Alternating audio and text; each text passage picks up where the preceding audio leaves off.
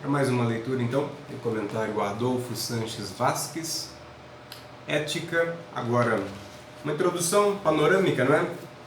A um comentário sobre o capítulo 5, onde o professor Adolfo Sanches Vasques vai trabalhar a questão da responsabilidade moral frente a um problema clássico da filosofia, que é a questão do determinismo e a liberdade.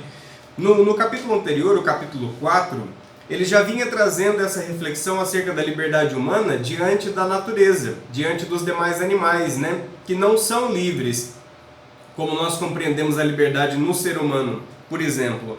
Mas dentro da sociedade mesmo, em meios econômicos, por exemplo, podemos imaginar um determinismo histórico ou material das pessoas. Então nós chegamos a alguns problemas acerca de até quando a liberdade do indivíduo é capaz de realmente fazer escolhas e tomar decisões, e aí então constituir realmente uma moralidade livre e consciente, como o professor Vasques vem trazendo desde o início do seu livro. Então ele enfrenta esse problema do determinismo e da liberdade, mostra algumas escolas de pensamento que debatem sobre isso, inclusive contemporaneamente, não apenas bebendo na filosofia, mas mais atualmente também bebendo na psicologia, na psiquiatria, e debatendo realmente com teorias atuais. Então esse capítulo 5 vai tratar sobre o peso da responsabilidade moral, como entendemos, até onde nós temos realmente a opção de escolher, por exemplo, quando falamos de crianças na contemporaneidade, um conceito de infância, e porque são inimputáveis, ou seja, não se deve responsabilizar crianças ou pessoas doentes, ou em situação extrema, pessoas com doenças mentais graves, pessoas na terceira idade que podem estar adoecidas, e como vamos retirando então a responsabilidade desses grupos, e de que modo compreendemos então a liberdade de pessoas adultas, saudáveis, que têm acesso a uma educação formal, estão de posse da sua consciência e da sua saúde mais plenas possíveis, e então podemos responsabilizar essas pessoas e lhes atribuir uma liberdade individual, um grau de liberdade realmente de consciência acerca do mundo ao seu redor. Então este é o capítulo 5, panoramicamente, responsabilidade moral, determinismo e liberdade, que é um clássico aí de filosofia. Vamos comentar apenas o início, onde o professor coloca algumas ideias iniciais realmente que vão servir de base, são argumentos iniciais que vão servir de base para os demais tópicos. Este tópico 1, o professor Vasques intitulou de Condições da Responsabilidade Moral. Quais são essas condições realmente que vão alimentar o que chamamos de liberdade no indivíduo, como eu apontei já inicialmente no comentário, tem a ver com saúde mental, tem a ver com acesso ao mínimo de dignidade material, tem a ver também com uma certa idade, então não vemos propriamente na infância, contemporaneamente, atualmente, com a psicologia do desenvolvimento e da aprendizagem, com a ética contemporânea, nós respeitamos o conceito de infância e queremos então realmente atribuir a noção de liberdade a adultos, especialmente se tiveram acesso a uma educação formal básica, mínima, com um mínimo de qualidade. Então estaria de melhor posse, do que chamamos realmente de responsabilidade moral. Os outros grupos vão participando, então, em diversos graus dessa responsabilidade, mas não estão conscientes e livremente no sentido que o professor Vasques dá ao seu texto. O professor começa assim, associando aos capítulos anteriores, como eu fiz, Assinalamos antes, no capítulo 2, já comentado e introduzido aqui, que um dos índices fundamentais do progresso moral, do que se pode chamar de desenvolvimento moral no indivíduo ou de modo geral, é a elevação, crescimento da responsabilidade dos indivíduos ou nos grupos, grupos sociais, no seu comportamento moral. O aumento do nível de consciência da própria responsabilidade ou do reconhecimento dessa responsabilidade dado pelo grupo, uma responsabilização, então, estão ligados ao que nós chamamos de amadurecimento ou desenvolvimento intelectual, afetivo, ou realmente um desenvolvimento da liberdade em última análise, que é realmente um desenvolvimento do nosso potencial de consciência humana, nosso potencial humano, então. Então estamos falando de algum progresso moral possível, Por exemplo, pela educação, nós queremos francamente um desenvolvimento das competências e habilidades dos alunos, Dentre essas competências está também uma capacidade então de interação social, né, de reconhecimento, de postulação de regras e realmente ser, por exemplo, no ambiente profissional, ser produtivo respeitando essas regras postas. Então tem a ver com liberdade humana, com maturidade humana e aqui chamado pelo professor um progresso moral para a responsabilidade moral. Então tem a ver com refinar essa liberdade e essa consciência humanas, né, possível no indivíduo e nos grupos. Assim, se o enriquecimento, continua o professor Vasques, da vida moral acarreta o aumento da responsabilidade pessoal de cada indivíduo, o problema de determinar as condições desta responsabilidade adquire uma importância primordial. Então nós precisamos de alguns critérios para tentar entender qual é o nível de responsabilidade de cada pessoa, né, de modo geral, para que possamos ler a convivência humana nos diversos grupos, né? Por exemplo, como eu exemplifiquei, né, no caso profissional, né, e também como atribuir moralidade, né, a determinadas pessoas. Quais são os critérios básicos para compreender, então, um progresso moral possível? Como eu apontei, saúde pode ser um critério convencional no mundo contemporâneo, né, uma saúde mental, estar de posse de saúde mental, então, por exemplo, né, antes de atribuir trabalho a alguém, por exemplo, né, a idade também tem a ver com isso, a educação, o nível de educação a que a pessoa teve acesso, isso contribui para que ela, então, seja de posse melhor dessa responsabilidade moral, como chamamos, né? Então, de fato, atos propriamente morais são somente aqueles nos quais podemos atribuir ao agente uma responsabilidade não só pelo que se propôs realizar, né, mas também pelos resultados ou consequências de sua ação. Então esse é o ato moral por excelência, conceitua o professor Vasques, né?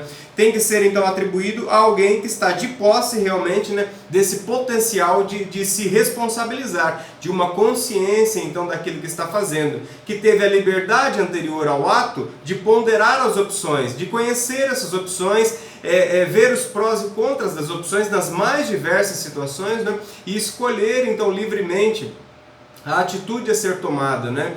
Não que seja uma atitude onisciente ou todo-poderosa, mas que tenha feito ponderações mínimas, que julgamos ponderações da maturidade, de uma responsabilidade a que o ser humano é capaz, principalmente, né, na idade adulta, e de posse de uma educação formal, de posse de uma saúde mínima, né, de uma dignidade material mínima, não estando então em situações extremas, né, que pode também dificultar muito o juízo da pessoa, né. Enfim, então o que se chama realmente de atos morais, diz o professor Vasques aqui inicialmente, ele vai levar essa noção para debater liberdade e determinismo ao longo desse capítulo 5, né?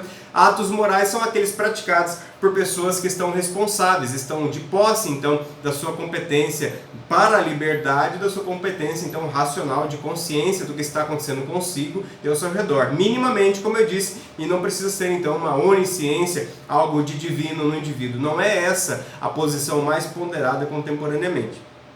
Então esses são os atos morais, diz o professor Adolfo Sanches Vasques, né? Mas o problema continua, da responsabilidade moral está estreitamente relacionado, por sua vez, com a necessidade, com os problemas, né, da necessidade e da liberdade humanas, como estou introduzindo, pois somente admitindo que o agente tem certa liberdade, a pessoa humana, o agente, aquele que age, né, tem certa liberdade de opção e de decisão, como eu disse, a liberdade está profundamente vinculada a termos alternativas diante das coisas, né? Seja na religião, na política, em votos, por exemplo, em uma eleição, seja opções profissionais, escolher entre o emprego A ou B, né? Nós temos que ter alguma opção para que possamos falar então de liberdade humana. Sem a existência de alternativas, né, então não podemos falar de liberdade, estaríamos realmente no campo da necessidade, né, realmente fazer por obrigação algo. Então o professor Vasques está salientando isso, né, o que chamamos de responsabilidade moral está profundamente vinculado àquilo que fazemos por necessidade e aquilo que fazemos por liberdade, né, e a liberdade depende de termos opções antes de decidirmos, né, que é algo que responsabiliza realmente os atos ditos morais, né? Então temos que administrar todo esse vocabulário básico para poder pensar em filosofia moral, aqui nessa questão da responsabilidade do indivíduo, né? Temos que lhe atribuir à pessoa humana alguma liberdade, senão temos que falar de outro modo, né? que a pessoa humana é meramente determinada, ou pelos seus instintos, como vemos os animais, por exemplo, ou pela economia, né, que vai delimitando então a pessoa humana, e o ser humano vai se descaracterizando enquanto realmente alguém que tem um potencial de consciência, um potencial de perceber, né, causas e efeitos, né, de prever algumas consequências das suas ações. Por exemplo, quando ele tem alternativas nas mais diversas, na religião, na política, na economia, na profissão, na família, né, ele vai conduzindo a sua liberdade, ele vê mais ou menos como vai se desdobrar as suas ações. Quando age bem e respeita as pessoas, ou uma outra alternativa, quando ele agride, provoca, né, realmente violenta as pessoas, há consequências esses atos, né? Geram consequências. Então o ser humano tem uma capacidade aí preditiva, né? Que é própria da sua consciência. E aí ele vai administrando a sua liberdade. Se retirarmos então a consciência e a liberdade humana, vamos descaracterizando realmente, né, toda a riqueza que nós vemos no ser humano, que se expressam de diversos modos, como o professor Adolfo Sanches Vasquez colocou aí nos capítulos anteriores, né? Nós nos expressamos moralmente, mas também construímos filosofia, ciência, religião, construímos as artes, né? Construímos a política, tentamos melhorar, aperfeiçoar o mundo ao nosso redor, porque vamos criando conceitos de justiça, né? Conceitos de aperfeiçoamento, né? E vemos situações que julgamos indevidas ou impertinentes, quer no senso comum ou realmente na ciência, na filosofia especializadas, né? Então somos realmente animais muito diferentes dos demais animais da natureza, né? Precisamos reconhecer essa premissa para poder falar então de responsabilidade moral, que depende de uma ideia de liberdade, mesmo nos indivíduos. Por isso não basta julgar, né, continua o professor Vasquez, determinado ato moral segundo uma norma ou regra de ação, mas é preciso também examinar as condições concretas nas quais ela se realiza. Ele já começa então a debater sobre o que ele vai desenvolver o capítulo inteiro, esse capítulo 5, né, sobre formas de determinismo moral ou situações extremas que vão fazendo minguar, né, a liberdade do indivíduo. Então, na extrema pobreza, por exemplo, né, isso vai influenciar demais o juízo das pessoas, né, e grupos inclusive, né? Ou casos, por exemplo, de guerra, né, em situações de exceção, onde há muita morte, tortura, né, muita luta pela própria sobrevivência, também pode minguar bastante, né, a consciência e o juízo das pessoas. Então, falar de responsabilidade moral nesses contextos mais extremos, né, é sempre uma situação muito problemática. Já em ambientes de paz, minimamente de paz, né, não uma paz possível entre seres humanos que são sempre conflituosos, mas que não seja aquele estado de exceção, onde francamente se procura aniquilar o outro e matar o outro, né? Em ambientes de paz e, como eu disse, com uma dignidade material mínima que seja garantida, nós podemos então, por meio de um processo de educação formal, desenvolver então a consciência das pessoas, né? Possibilitando o conhecimento, o crescimento, o aprimoramento das suas competências, das suas habilidades, e enfim, depois podemos cobrar delas, né, que elas realmente interajam de modo bastante responsável socialmente. Mas não é sempre que acontece isso, então podemos sempre voltar a esse tema e amadurecer, né, a nossa compreensão sobre até que nível a liberdade humana em grupos ou indivíduos, né, é capaz de se mostrar diante de determinações, de necessidades diversas, né, e realmente de formas opressoras, né, que a sociedade também humana pode impor sobre grupos e sobre indivíduos, né.